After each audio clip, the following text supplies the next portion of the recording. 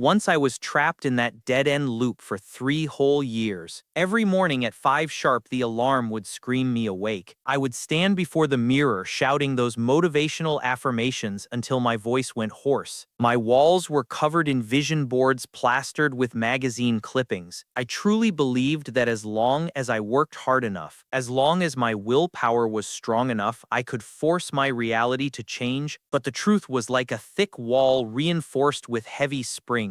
The harder I pushed, the more it would bend just a tiny bit, but the second I let go, it would snap right back to its original shape. That feeling of running in place nearly drove me to a total breakdown. At the time, I thought maybe I just wasn't being diligent enough. So I bought more courses and read more self-help books, trying to use sheer brute force to patch up a leaky old house that was already falling apart, until one day I stumbled upon a logic that completely shattered my worldview. I realized I had been pointing my efforts in the wrong direction from the very start. We don't actually need to spend our lives patching and repairing this worn-out reality. What we are truly meant to do is not change our existing life, but to leave it entirely, to choose another version that is already fully constructed and waiting. This might sound a bit mystical or abstract, but in the deep logic of psychology and quantum cognition, reality is never just one single thing. It is like having countless finished houses already built in this world. You don't need to suffer while repainting this crumbling shack you live in. You only need to open the door and walk into a furnished villa. The reason most people see so little progress in self-improvement is because all their efforts are based on trying to improve their current status quo. You are swapping furniture and changing colors on a foundation that was wrong to begin with. You toss and turn for years, but the core essence never actually shifts. It is exactly like trying to elegantly rearrange the deck chairs on a sinking ship. This kind of effort might bring you a little bit of self-induced emotional comfort, but essentially it is a meaningless waste of energy. True transformation is a complete switch of your consciousness frequency. Your current experience is actually just one specific channel on an infinite dial. The hardships you see and the opportunities you find, even the mood you feel the moment you open your eyes, actually depends entirely on which wavelength you have tuned yourself into. It works just like a radio. If you can't hear the classical music, it isn't because the music doesn't exist. It is because you are locked onto that noisy late-night talk station, the success you crave. The version of you that is confident and wealthy actually already exists in a parallel space and time. That person isn't something you are making up out of thin air. They are a pre-recorded program that is already playing right now. Your task isn't to create that person, it is to learn how to align your own consciousness to match them. This doesn't require you to beg the universe for favors, nor does it require you to fight a bloody war with your current reality. You simply need to be a navigator and turn the dial of your consciousness to that ideal coordinate. When I first encountered this concept, I thought it was total nonsense. I even spent 2 weeks arguing with myself inside my own head, trying to find every logical loophole to prove it was fake. Later, I decided to quietly conduct some small experiments of my own. I didn't try to make any loud or dramatic changes to my life. I just practiced entering the deep state of that ideal setting before sleep, or I wrote detailed journals from the perspective of that other version of me until that feeling became as real and natural as breathing in and out, and that is when the miracles started to happen. It wasn't a sudden lottery win type of explosion, but rather the edges of my reality began to soften and blur. Projects that had been stuck for 6 months suddenly started moving for no apparent reason. People I hadn't spoken to in ages who could help me suddenly reached out on their own. These coincidences became so frequent that you could no longer explain them away as luck. At this point, you might wonder, if I switch my channel, what happens to my family and my responsibilities here? In truth, this leap of consciousness is not a physical abandonment. It is a profound expansion of your own dimensions. Yesterday, you faced every choice and branched off into countless different versions. The you who drank coffee and the you who drank tea are both living in their own timelines. You are simply choosing to project your primary attention onto one of those tracks. You have actually been doing this unconsciously your entire life, but the shifts were so small that you never even noticed them. Those moments of deja vu you occasionally feel, or those times you suddenly zone out and feel a bit off, are actually signals of your consciousness flickering between different realities. Your body and your subconscious have known this secret all along. It is only your logical brain that keeps standing in your way to land precisely on your ideal channel. You first have to get crystal clear on what it is you actually want. Most people get stuck on this simplest of steps because we have been brainwashed since childhood about what we should want. If you strip away the expectations of your parents and the judgments of society, your list of desires might shrink down to just a few honest lines. Remember, you cannot tune into a station if you don't even know its name. Once you have identified your goal, the next step is completely counterintuitive. You don't go out and chase that goal. You must first become the person who already possesses it. Traditional logic tells us to suffer now and enjoy later. Work hard, then achieve the goal, and finally become a successful person. But the logic of consciousness shifting starts with identity first. Every morning, ask yourself a simple question. What would the ideal version of me be doing right at this moment? If that person exercises every day, then I go exercise. If that person speaks with boldness and authority, then I practice being bold. This isn't just acting or pretending. It is an act of identity confirmation and alignment. When all your tiny micro actions are announcing this new identity, the walls of your current reality will naturally begin to loosen. There are many specific techniques to help with this, such as the staircase method or the sleep perception technique, but the core is always to get into a state of extreme relaxation and focus, where your consciousness becomes as fluid and adaptable as water. When you begin this practice, your body might have some strange physical reactions, like feeling an unexplained deep fatigue or smelling scents that don't belong in the room. Don't worry, this is just your biological system undergoing a massive recalibration. The best tool during this time is scripting. Write down the details of that ideal reality with absolute clarity, as if you are recording the details of a neighborhood you are about to move into. This isn't writing science fiction. It is describing a future that objectively already exists. When your meditation practice goes deep enough, the boundaries between different realities will begin to melt away. You will find that elements from your ideal life start drifting into your current one. Opportunities and resources will start being pulled toward you like a magnet. In reality, you have always been both the director and the lead actor of this world. Every choice you have made since you were a child was a jump across time and space. The only difference is that before you were jumping with your eyes closed, now I am handing the steering wheel over to you. The fact that you have made it to this very moment proves that you have already made the decision to change. So where do you want to go next? If you are interested in this deep logic of consciousness, don't forget to follow my channel and join our discussion community. Here we no longer waste our lives in blind internal struggle. Instead, we learn to use the most efficient posture to push open the door that always belonged to you, and to greet the person who has been waiting for you for a long time, your very best self.